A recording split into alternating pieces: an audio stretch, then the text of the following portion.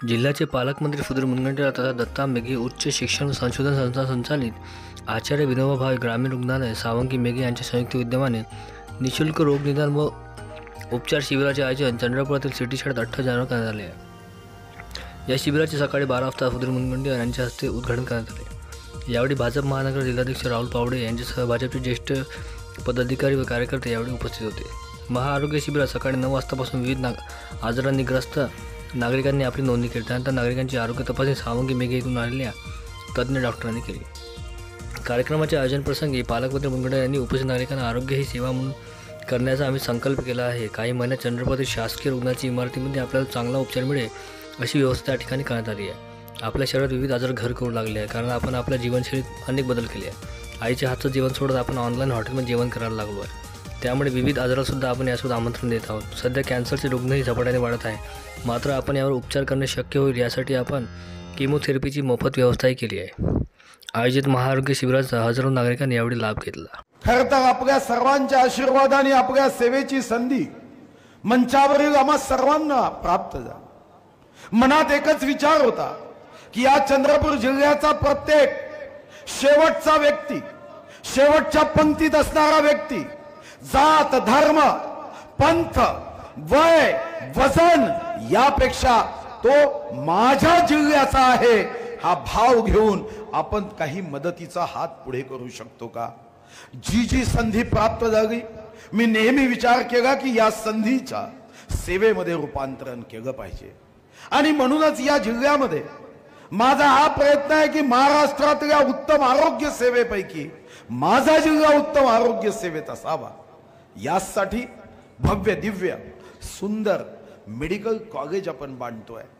इतकं उत्तम medical college आहे की मी विश्वासाने सांगतो सेवा तर होईलच, आरोग्याची उत्तम तपासणी होईलच, त्याच्यावरचा उपचारही होईल, पण हॉस्पिटल एवढं चांगलं असेल की अर्धा आजार हॉस्पिटल पाहिल्यानंतरच दुरुस्त होईल एवढं सुंदर हॉस्पिटल आपण करतोय।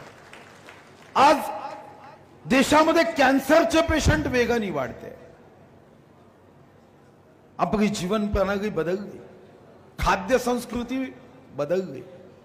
आता आपल्याला हॉटेलचं आवडायला लागलं, आता पिझ्झा खायची सुरुवात झाली। आता आपल्याला ऑनलाईन ऑर्डर देऊन आईच्या हातापेक्षा बाहेरच्या हॉटेलमधलं खायचं हे जेव्हा वाढलं तेव्हा लक्षातच आलं नाही की आईच्या हाताला जी चव आहे, आईच्या हाताला जी शुद्धता आहे, बायकोच्या हाताला जी चव आहे आणि शुद्धता आहे ती हॉटेलला कशी असेल? पण हॉटेलचं खाणं वाढलं, परिणाम कॅन्सरचे पेशंट्स वाढले। मग विचार केला की कॅन्सर आजही दुर्धर आजार आहे।